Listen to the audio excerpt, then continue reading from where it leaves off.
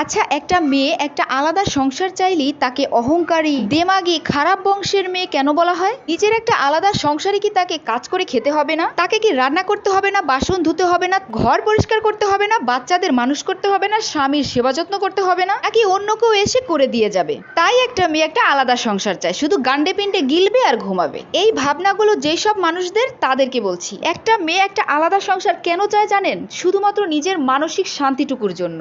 নিজের সংসারের পাপোশ থেকে শুরু করে হাড়ি পাতিলটুকু শুধু নিজের পছন্দে কেনা যায়, নিজের পছন্দে মন ভরে সাজানো যায়। অসুস্থতার কারণে কোনো কাজ করতে না পারলেও কাজটা পরের দিন করা যায়। রান্না করতে ইচ্ছে না করলে এক মুঠো মুড়ি খেয়ে শুয়ে পড়া যায়। আবার হঠাৎ কোনো দিন মন চাইলেই বিরিয়ানি রান্না করে খেলেও কাউকে কৈফিয়ত দিতে হয় না। হঠাৎ মন চাইলেই নিজের স্বামীর মনের মতো করে নিজেকে একটু সাজিয়ে তুলে তাকে সারপ্রাইজ দেওয়া যায়। বাচ্চাদের আবদারে 50 টাকা খরচ করে একটু ঘুরিয়ে আনা যায়।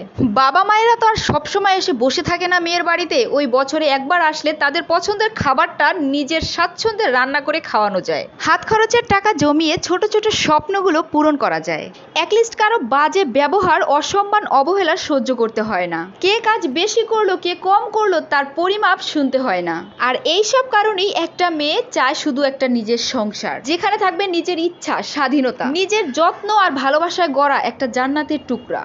আর যৌথ ফ্যামিলি, সেটা তো একটা নোংরা রাজনীতির জায়গা, যেখানে শুধু পরিমাপ করা হয়। কাজ করতে করতে নিজের জীবনটা দিয়ে দিলেও উপহার হিসেবে পাওয়া যাবে শুধু বদনাম আর খোটা।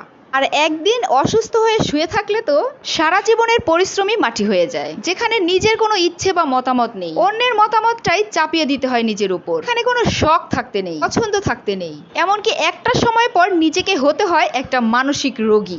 এমনকি একজন মা অতিরিক্ত ডিপ্রেশনের কারণে সকল রাগ ক্ষোভ ঢেলে দেয় সন্তানের উপর। আর অবশেষে নিজের সাথে সন্তানদের জীবনটাও হয়ে যায় ঝুঁকিপূর্ণ। শুনতে তিতা লাগলেও এটাই সত্যি।